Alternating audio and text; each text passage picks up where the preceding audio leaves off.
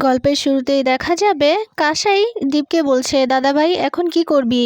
এরপর দেখা যাবে উজ্জয়িনী সিনহার সেই কলিগটা এসে বলছে, স্যার আমরা কিছুই করতে পারিনি, এখনো হেলিকপ্টারের ব্যবস্থা করতে পারেননি ম্যাডাম। কথা বলতে দেখা যাবে দীপ বলছে, আচ্ছা আমি একটু আমার একজন পরিচিত ডাক্তারকে ফোন করছি।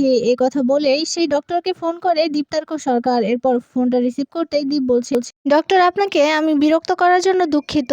কথা বলতে ডাক্তার বলছে, না না তুমি বলো কি হয়েছে। এরপর দীপ বলছে, আসলে আমার ওয়াইফ ঝাঁপির গুলি লেগেছে।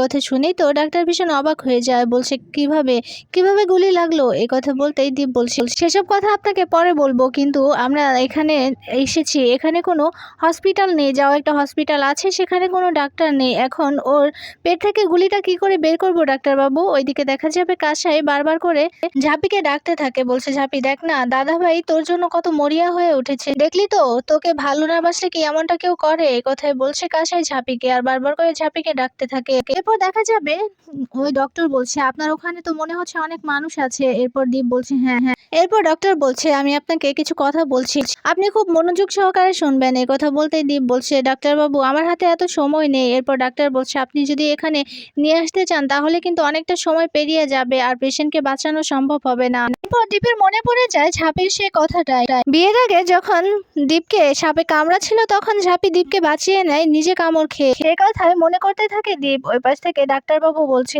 আমি আপনাকে বলি কি দীপ্তার্ক সরকার, আপনি এই অপারেশনটা করুন, যে অপারেশনটা ওখানে থেকেই করতে হবে, আমি বরং আপনাকে দেখিয়ে দেব কোনো ভিডিও কলে। এই কথা বলতে দীপ তো অবাক হয়ে যায়। এরপর সবাই বলা বলিতে দীপ রাজি হয়, এরপর ডাক্তারবাবু রাজি হয়।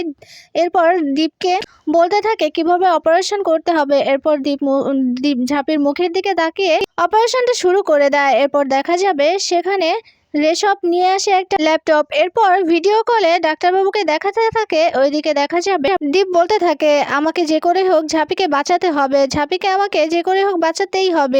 ঝাড়ালক্ষ্মী আমি নিজের জন্য কিছু চাইনি, তবে আজ চাইছি, আজ আমি ঝাঁপির জন্য প্রাণ ভিক্ষা চাইছি তোমার কাছে। ঝাঁপির যেন কোনো ক্ষতি না হয়, ঝাঁপি যেন সুস্থ হয়ে যায়, আমি যেন অপারেশনটা সাকসেসফুল করতে পারি। নিজের জন্য তো কখনো কিছুই চাইনি, এই মেয়েটার জন্য আজকে আমি চাইছি, ওকে যে আমি ভালোবাসি, ওর মৃত্যু এভাবে নিজের চোখে কিছুতেই দেখতে পারবো না। এরপর ডাক্তারবাবু বলছে, কি হলো দীপ্তার্ক সরকার, আপনি চুপ করে আছেন কেন। এরপর দেখা যাবে নার্সকে বলা হয় অপারেশনের সব জিনিসপত্র নিয়ে আসার জন্য। এরপর ওটি সব জিনিসপত্র নিয়ে আসে নার্স। এদিকে নার্স দীপ্তার্ক সরকারকে বলছে, আপনি শুরু করুন। এদিকে রেশব মনে মনে বলতে থাকে, দীপদা যে তোকে কতটা ভালোবাসে ঝাঁপি সেটা আমি বুঝতে পারছি, তবে তুই চলে যাস না, দীপদার এই ভালোবাসা না দেখে তুই কোথাও চলে যাস না ঝাঁপি। একথাই মনে মনে বলছে রেশব। ওইদিকে দেখা যাবে দীপ অপারেশন করতে গিয়েও থেমে যায়, দূরে চলে যায়, বলছে আমার দ্বারা হবে না, আমি কিছুতে এটা পারবো না। এরপর স্বপ্নে ঝাঁপি আসে। এরপর ঝাঁপি দীপকে বলছে, তোমার ভালোবাসার উপর বিশ্বাস আছে তো। আমার তো খুব আছে, আমার তোমার উপর বিশ্বাস আছে, আমি জানি আমাকে বাঁচাতে হলে একমাত্র তুমিই বাঁচাতে পারবে। এরপর দীপ ঝাঁপিকে বলছে, তুই আমাকে এত বিশ্বাস করিস। এরপর ঝাঁপি বলছে, হ্যাঁ আমি যে তোমাকে ভালোবাসি তাই বিশ্বাসটা তো আমার আছেই, আমি জানি তুমি আমাকে বাঁচাতে পারবে, তুমি আমার অপারেশনটা করো। কথা বলতেই দীপ বলছে, আমি তোকে বাঁচাবো ঝাঁপি, আমি অপারেশনটা করব। তখনই নীলু আসে। নীলু এসে দীপকে বলছে, কি হলো দীপ, এখানে দাঁড়িয়ে আছিস কেন, তোকে যে পারতেই হবে, ঝাঁপিকে তুই বাঁচাতে পারবি। এই কথা বলতেই দীপ ঝাঁপির দিকে তাকায়। এরপর দীপ নীলুকে বলতে থাকে, হ্যাঁ আমি পারবো, আমাকে পারতেই হবে। কথা বলে ঝাঁপির কাছে চলে যায় দীপ। এরপর ঝাঁপিকে বলতে থাকে, ঝাঁপি তোর কিছু হবে না, আমার উপর ভরসা রাখ, তুই তো আমাকে বিশ্বাস করিস, ভালোবাসিস, আমার উপর ভরসা রাখ, আমি ঠিক পারবো। এই কথা বলে অপারেশন শুরু করে দেয় দীপ। ওইদিকে দেখা যাবে ইনকার সেট করা লোক লুকিয়ে লুকিয়ে সবটাই দেখতে থাকে। ওইদিকে ইনকার রনিত গাড়িতে করে চলে যাবে। তখন রনিত ইনকাকে বলছে, ইনকা তুমি ঠিক আছো তো। এরপর ইনকা বলছে, হ্যাঁ রনিত আমি ঠিক আছি। এরপর রনিত বলছে, তোমার কি কোনো অস্বস্তি হচ্ছে। ইনকা বলছে, না রনিত আমি ঠিক আছি, তুমি যদি আমাকে সিস্ট না করাতে তাহলে কিন্তু আমি এতটাও সুস্থ হয়ে যেতাম না, থ্যাংক ইউ রনিত। এই কথা বলতে ইনকার ফোনটা বেজে ওঠে। এরপর ইনকা ফোনটা রিসিভ করতে ওপাশ থেকে ইনকার সেট করা লোকটা বলছে, ম্যাডাম এখানে তো অনেক কাণ্ড ঘটে গেছে, ঝাঁপিকে এখানে নিয়ে আসা হয়েছে, কিন্তু ডক্টর না থাকাতে দীপি ঝাঁপির অপারেশন শুরু করে দিয়েছে গুলিটা বের করার জন্য। এই কথা শুনেই তো আকাশ ভেঙে পড়ে ইনকার মাথা। এরপর জোরে চিৎকার করতেই রনিত বলছে কি হয়েছে ইনকা। এরপর ইনকা সবটা খুলে বলছে ডাক্তার না পেয়ে ঝাঁপির অপারেশন ডিপি করছে, আমি বুঝতে পারছি না এই ছেলে শেষ পর্যন্ত ডাক্তারও হয়ে গেল ঝাঁপির জন্য। এটা ভালোবাসা না থাকলে কোনোদিনও সম্ভব হতো না। দীপ যেহেতু ঝাঁপির অপারেশন শুরু করে দিয়েছে সেহেতু ঝাঁপিকে বাঁচিয়ে তুলবেই, কিন্তু আমি তো বেঁচে থাকতে সেটা কোনোদিনও হতে দেব না। ঝাঁপিকে একবার মারার চেষ্টা করেছি, আমি তো ওকে মেরেই ফেলবো। এই কথা বলতে দেখা যাবে রনিত বলছে হ্যাঁ অপারেশনটি যেহেতু ওই ভিডিও কলের মাধ্যমে হচ্ছে, ডাক্তারবাবু দেখিয়ে দিচ্ছে, আমার মনে হচ্ছে নেটওয়ার্ক অফ করে দিলেই অপারেশনটাও বন্ধ হয়ে যাবে। এরপর ইনকা বলছে হ্যাঁ আমি আসছি। এই কথা বলে সে ছেলেটাকে বলে দিচ্ছে আমি আসছি হসপিটালের কাছে, আমার কাছে জেমার আছে, সেই জেমারটা দিয়ে আমি নেটওয়ার্ক অফ করে দেবো। এই কথা বলে ফোনটা রেখে দেয়। ওইদিকে দেখা যাবে অপারেশন করে গুলিটা বের করে নেয় দি। এরপর রেশব বলছে গুলিটা তো বের হয়ে গেছে, কিন্তু এখন তো সেলাইটা করে নিতে হবে, না হলে তো ব্লিডিং অফ হবে না। ওইদিকে দেখা যাবে উজয়নী স্যারা মনে মনে বলতে থাকে আমি তো জানি আপনি কতটা ভালোবাসেন ঝাঁপিকে, আপনি তো নিজের মুখে আমার সামনে স্বীকার করেছেন মিস্টার দীপ্তর্ক সরকার। আর কেউ না জানলেও আমি জানি আপনি যে ঝাঁপিকে কতটা ভালোবাসেন। ঝাঁপি তুমি এভাবে চলে যেও না।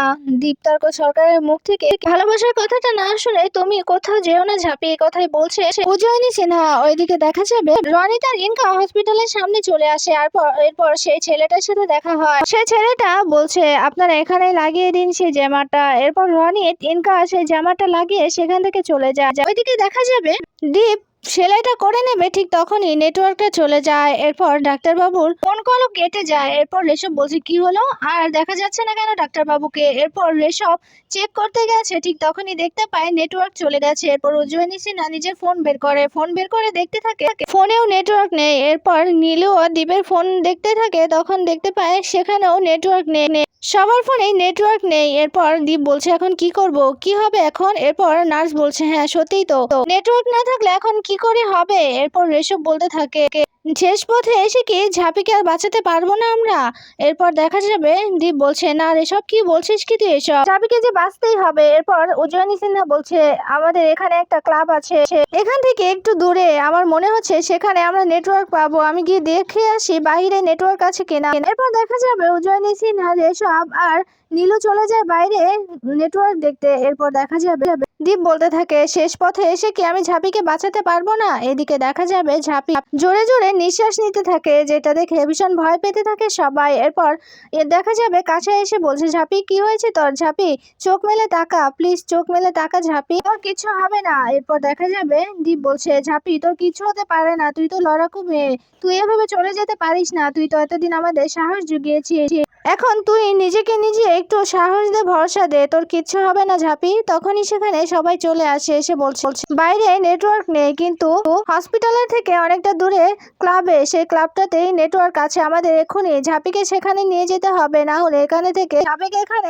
রেখে আমরা কিছুতেই এভাবে মরে যেতে দেবো না। এরপর দেখা যাবে রেশব মনে মনে বলতে থাকে ঝাঁপি তুই এভাবে চলে যেতে পারিস না, তোকে দেখে যেতে হবে দীপদা তোকে কতটা ভালোবাসে, তোকে ভালোবেসে ছেলেটা কেমন করছে তোকে দেখে যেতেই হবে ঝাঁপি, তুই এভাবে চলে যেতে পারিস না। ওইদিকে দেখা যাবে ঝাঁপির নিঃশ্বাস বন্ধ হয়ে যায়, যেটা দেখে ভীষণ ভয় পেয়ে যায় সবাই। এরপর কাশাই তো কান্নাকাটি শুরু করে দেয়, দীপকে বলছে দাদা ভাই দেখ না ঝাঁপির নিঃশ্বাস বন্ধ হয়ে গেছে, এতক্ষণ তো ও নিঃশ্বাস নিচ্ছিল। এরপর দীপ বলছে ঝাঁপির কিছু হবে না কাশাই, তুই কোনো চিন্তা করিস না, আমরা ঝাঁপিকে ওখানেই নিয়ে যাব, ক্লাবে নিয়ে গিয়ে বাকি অপারেশন ঝাঁপির হয়ে যাবে, ঝাঁপিকে যে সুস্থ হতেই হবে, বাকি এইটুকু ওখানে নিয়ে গিয়ে করবো। এই কথা বলে সেই ক্লাবে নিয়ে যাওয়া হয় ঝাঁপিকে। সেখানে ভীষণ অন্ধকার ছিল। ওইদিকে দেখা যাবে ঝাঁপিকে ঠিক জায়গা মতো নিয়ে গিয়ে সেই বেডটা রেখে দেয়। এরপর সে ডাক্তারকে কানেক্ট করে দেয় ফোনে। এরপর ডাক্তারবাবু বলছে কি হয়েছিল দীপ। এরপর দীপ সবটা খুলে বলে। এরপর বলতে থাকে আমাদের এক্ষুনি যা করার করতে হবে, কারণ অনেক ব্লিডিং হচ্ছে। এরপর ডাক্তারবাবু বলছে হ্যাঁ আমি যেভাবে বলবো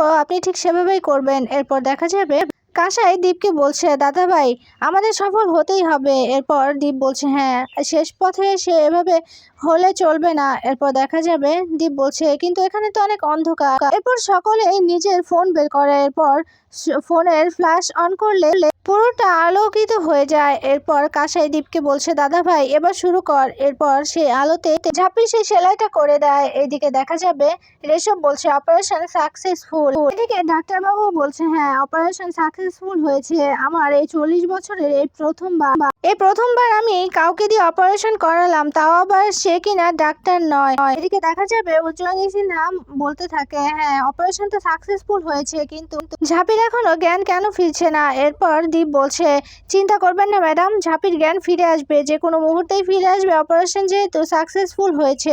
এরপর সেখানে একটা সাদা প্যাঁচা আছে, সে প্যাঁচাটাকে দেখেই নীলু বলতে থাকে, ওই তো সাদা প্যাঁচা, এটাই তো ঝাঁপির শুভ কাজের লক্ষণ। এরপর দেখা যাবে উজ্জয়িনী সিনহাও মনে করতে থাকে সেই দিনের ঘটনা। সাদা প্যাঁচা আসাতেই ঝাঁপি বলেছিল আমরা ঠিক পথ খুঁজে পাবো, এই কথাই মনে পড়ে যায় উজ্জয়িনী সিনহার। এরপর বলতে থাকে, হ্যাঁ ঝাঁপির কিছু হবে না। এরপর ডাক্তারবাবু বলতে থাকে, আপনারা চিন্তা করবেন না, অপারেশন সাকসেসফুল হয়েছে যেহেতু ওর জ্ঞান খুব তাড়াতাড়ি ফিরে যাবে। এরপর দেখা যাবে ঝাঁপিকে বাঁচানোর আনন্দে দীপ কান্নাকাটি করছে। এরপর ডাক্তারবাবু বলছে, আপনি বিজয়ী হয়েছে, আপনি সাকসেসফুল হয়েছেন মিস্টার দীপতার্ক সরকার। এই প্রথমবার আমি এমন একটা অভিজ্ঞতার সম্মুখীন হলাম, এই কথাই বলছে ডাক্তার। ওইদিকে দেখা যাবে ঋষভ ঝাঁপিকে বলছে, ঝাঁপি তোকে দীপদা বাঁচিয়ে নিয়েছে, দেখেছিস তো? এদিকে সেই নার্স বলছে, এই অভিজ্ঞতার কথা আমার সারা জীবন মনে থাকবে।